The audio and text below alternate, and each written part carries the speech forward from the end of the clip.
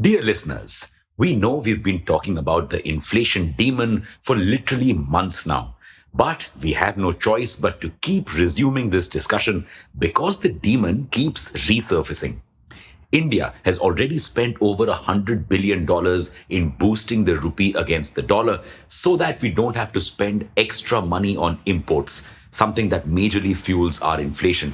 However, this has also not helped cool down inflation. And according to the IMF, this isn't an option anymore. So, what can India do to fight inflation? Keep raising interest rates? Well, we may have a few other unexplored options. Welcome back to Revolution Read On, a daily podcast where we break down one story from the world of business and finance. Click on the subscribe button to never miss an update from us. Here's your story for today. The dollar is at its highest level since 2000. So most countries are seeing their currencies decline. And like India, these currencies are selling their dollar reserves in the market to bring down dollar's price and raise their currency's value. But IMF wants them to stop this. Why? This is what the IMF's economists have to say. The appropriate policy response to depreciation pressures requires a focus on the drivers of the exchange rate change and on signs of market disruptions.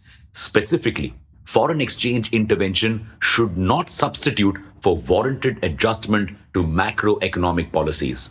There is a role for intervening on a temporary basis when currency movements substantially raise financial stability risks and or significantly disrupt the central bank's ability to maintain price stability.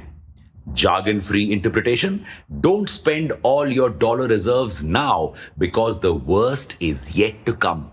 Instead, focus on macroeconomic policies that concern the entire economy. What policies should India focus on? Well, for starters, we'll have to keep increasing interest rates as long as the US keeps doing so to prevent further depreciation of the rupee.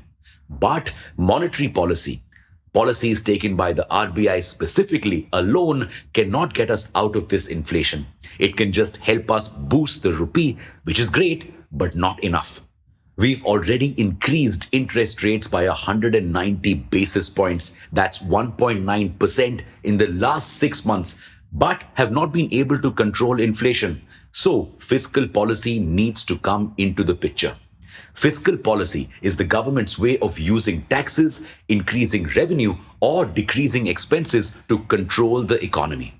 India could begin with raising some taxes, which would increase its revenue and reduce our current account deficit.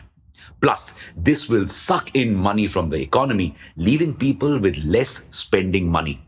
Now, we know this sounds like a bad thing, but this will reduce demand in the market, which means less money will be chasing more goods, reducing their prices.